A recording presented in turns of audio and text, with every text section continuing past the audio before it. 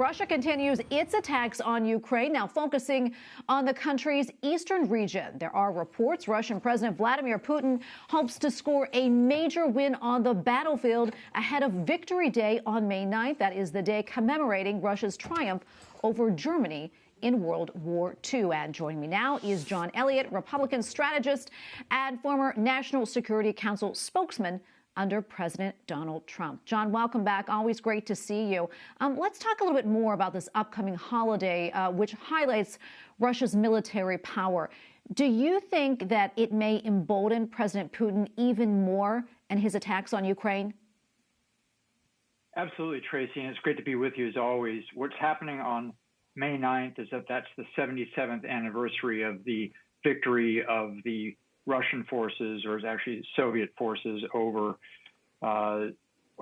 Germany in World War II. And so what you have now is every year that is a big military parade. Putin showcases his military power, Red Square, et cetera, huge parades.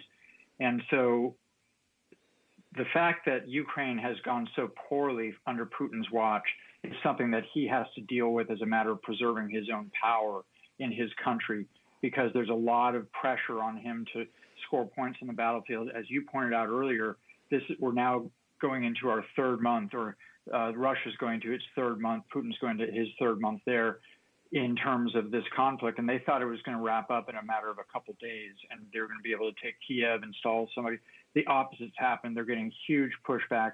And so back to May 9th, there's a lot of pressure on Putin to show a big victory. So everyone thinks that now you're going to see a renewed offensive by Russian forces under Putin's direction, where they're going to possibly even take Odessa, or have a big push to take Odessa, which would really take away any bridge to the sea of the Ukrainian forces. So they would be essentially a landlocked country, and then Putin could declare victory and go home and call it a day. Yeah, and also another thing I want to talk about is, of course, Russia recently cut off its natural gas supply to Poland and Bulgaria. They did it yesterday. What more can you tell us about this, John, and the potential consequences of this move? Well, it's huge consequences for the world economy, because now what you're taking off the field, or you're taking out of the pipeline, essentially all Russian gas in this case, and then it will go oil as well. And so what that does is, if you take a step back and look at what Biden did early on in his presidency, is he essentially took out the U.S.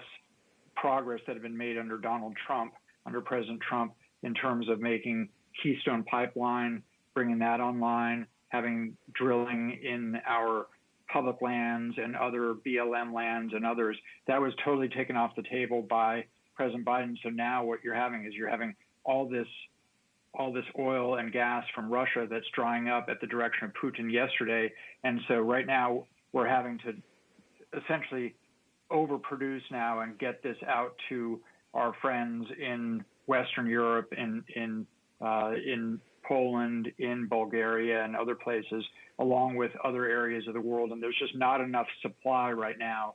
You're going to see costs go way up for gas and oil, and you're going to see a lot of shortages around the world. And so that is really bad news. And this is something that Putin is playing hardball, and he's doing it ostensibly because of currency issues. But look, he would take any currency right now to sell his gold. So what he's trying to do is he's playing hardball and showing that he can essentially make the rest of the world have to pay a lot more for its energy prices. Meantime, they're working with Iran and helping Iran develop their own oil and gas exporting